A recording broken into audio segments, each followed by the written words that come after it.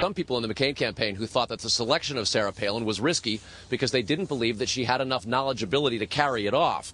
But early on, they began to discover that there were these gaps in her knowledge. Do you agree with the Bush doctrine? In what respect, Charlie? She took a little bit of interview preparation before the Charlie Gibson ABC News interview, and by most accounts that went fairly well. The Bush, what do you interpret it to be? His worldview? No, the Bush doctrine. But then the Katie Couric interview came, and for that, she refused interview preparation. Ultimately, what the bailout does is help those who are concerned about the health care reform that is needed to help shore up our economy, helping the...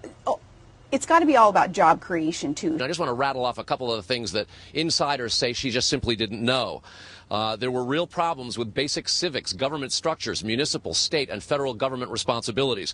She didn't know the nations involved in the North American Free Trade Agreement. She didn't understand, McCain aides told me today, that Africa was a continent and not a country. Yeah, all of these things caused great doubts. Okay.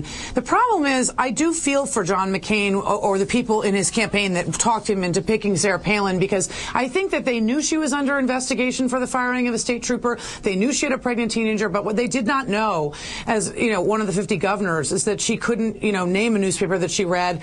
What newspapers and magazines did you regularly read for this to stay informed and to understand the world? I've read most of them. What ones specifically? I'm curious that you...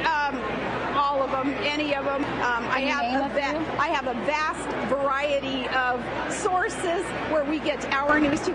And she didn't know her basic geography and stuff like this. That she wasn't actually able to name all the countries in North America. They just couldn't have known that. I don't think that's the type of thing that you quiz someone on the phone about when you're vetting them for VP. What other Supreme Court decisions do you disagree with? Well, let's see.